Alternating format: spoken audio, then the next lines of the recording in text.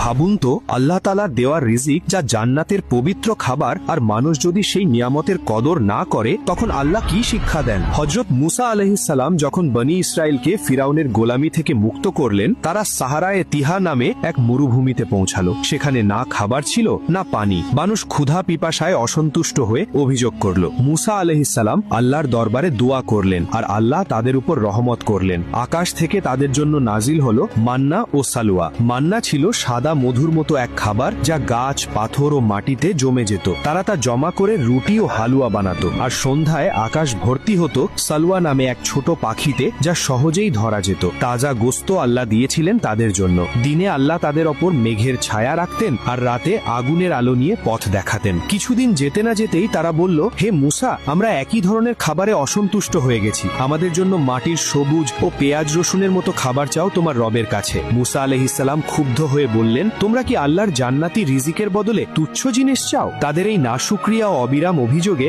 আল্লাহ তাদের উপর সাজা দিলেন। 40 বছর তারা সাহারায়ে তিহা মরুভূমিতে ঘুরে বেড়াবে। আল্লাহ তাদের পথ নির্দেশনা বদলে দিলেন। যত হাঁটুক বারবার একই জায়গায় ফিরে আসে। ছোট্ট এক মরুভূমি তাদের জন্য 40 বছরের যাত্রা হয়ে গেল। পুরনো প্রজন্ম সেই জায়গায় শেষ হলো, আর নতুন প্রজন্মকেই আল্লাহ অনুমতি দিলেন পবিত্র ভূমিতে প্রবেশের। এই শিক্ষা আমাদের জন্য এক স্মরণীয় বার্তা। আল্লাহর নিয়ামতের মূল্য যে বুঝল না, তার জন্য সারা জীবনও অপর্যাপ্ত হয়ে যায়।